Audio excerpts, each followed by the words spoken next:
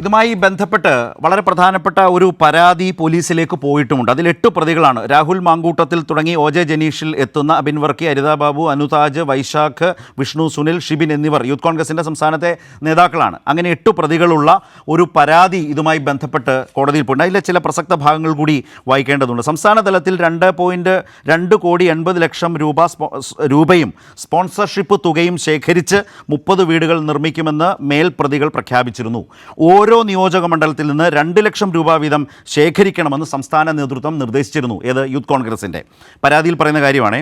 കേരള ഹൈക്കോടതിക്ക് സമീപം ധനസമാഹരണം നടത്തിയപ്പോഴാണ് ഇതിലെ പരാതിക്കാരി സംഭാവന നൽകിയത്. അങ്ങനെ അതുമായി ബന്ധപ്പെട്ട് പിരിച്ചെടുത്തതിൻ്റെ കണക്കുകൾ പൊതുജനത്തിന് മുന്നിൽ അവതരിപ്പിക്കാതിരിക്കുന്നത് വലിയ ആശങ്ക ഉളവാക്കുന്നുണ്ട്. ലഭ്യമായ വിവരങ്ങൾ പ്രകാരം ഏകദേശം 88 ലക്ഷം രൂപയാണ് ഔദ്യോഗികമായി ഔദ്യോഗികമായി ശേഖരിച്ചതായി റിപ്പോർട്ടുകൾ സൂചിപ്പിക്കുന്നത്. എന്നാൽ ഈ തുകയുടെ സമഗ്ര കണക്കുകളും ഫണ്ട് ഉപയോഗിച്ചത് എങ്ങനെയാണെന്നതിൻ്റെ വിശദാംശങ്ങളും ഇതുവരെ പുറത്തു വന്നിട്ടില്ല.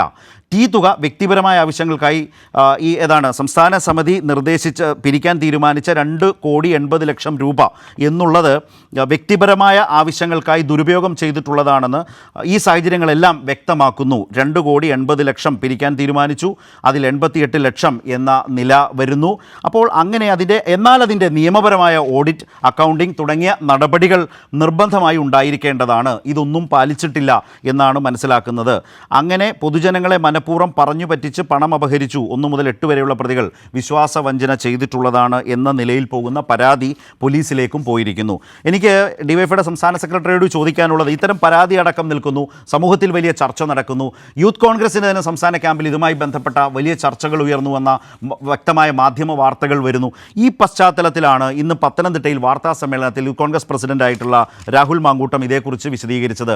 പേപ്പർ കെട്ടുകൾ എടുത്തുകാട്ടി ബാങ്ക് സ്റ്റേറ്റ്മെൻ്റ് ആണ് എന്ന് പറഞ്ഞ് 88 ലക്ഷം രൂപയുമായി ബന്ധപ്പെട്ട് സംസാരിച്ചു. താങ്കൾ ശ്രദ്ധിച്ചിട്ടുണ്ടാകുമെന്ന് വിചാരിക്കുന്നു. അങ്ങനെ വാർത്താ സമ്മേളനം നടത്തി പിരിച്ചെടുത്ത തുകയുടെ കണക്ക് രാഹുൽ മാങ്കൂട്ടം പാസ്സാക്കിയെടുത്തോ?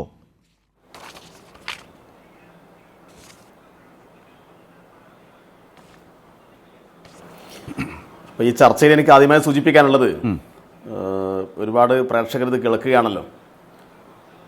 അപ്പം അതിലിപ്പോൾ ഏറ്റവും പ്രധാനമായിട്ടൊരു കാര്യം കാണേണ്ടത്, ഇപ്പോൾ കൈരളിയാണ് ഈ വിഷയം ഇന്ന് ചർച്ചയ്ക്കെടുത്തത്.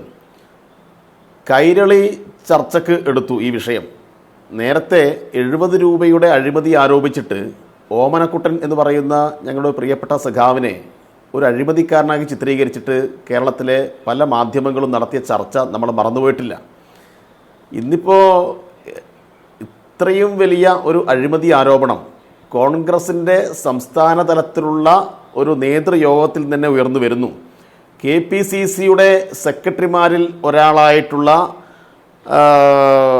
BA അബ്ദുൽ മുത്തലിബ് അദ്ദേഹം ഫേസ്ബുക്കിൽ കുറിക്കുന്നു, യൂത്ത് കോൺഗ്രസിൻ്റെ കൊല്ലം ജില്ലാ സെക്രട്ടറി ഫേസ്ബുക്കിൽ പരസ്യമായിട്ട് തന്നെ ഇതുമായി ബന്ധപ്പെട്ട പ്രതികരണം നടത്തിയിട്ടുണ്ട്.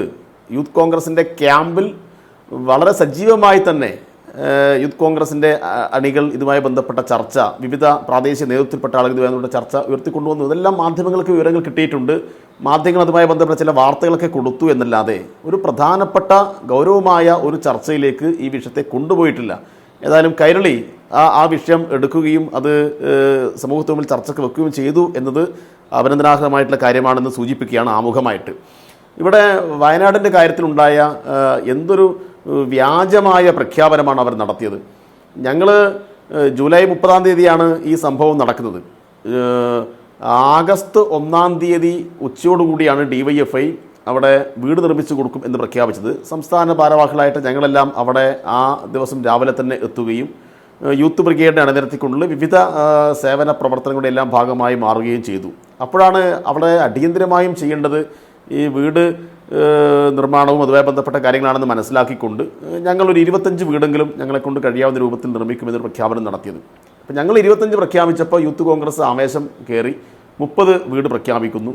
ഞങ്ങൾ നടത്തുന്ന അതേ മാതൃകയിൽ ഞങ്ങൾ ആക്രി പെറുക്കിയും മറ്റ് പലവിധ വഴികളിൽ കൂടിയാണ് പണം സമാഹരിച്ചത്.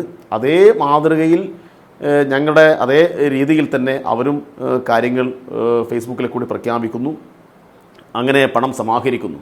അപ്പം അങ്ങനെ പണം കൊടുത്ത ഒരാളാണ് ഇപ്പോൾ പരാതി കൊടുത്തുള്ളത്. അപ്പോൾ പണം എവിടെ എന്ന ചോദ്യം ഉണ്ടായി. ഇപ്പോൾ യൂത്ത് കോൺഗ്രസിലെ ആളുകൾ പറഞ്ഞ് ഞങ്ങൾക്ക് ഭൂമി കിട്ടിയിട്ടില്ല എന്നാണ്. യഥാർത്ഥത്തിൽ കേരളത്തിൻ്റെ മുഖ്യമന്ത്രി ഏതെങ്കിലും സംഘടനകളോട് നിങ്ങൾ പണം പിരിച്ചോ ഞങ്ങൾ ഭൂമി തരാം എന്ന് പറഞ്ഞിട്ടില്ല.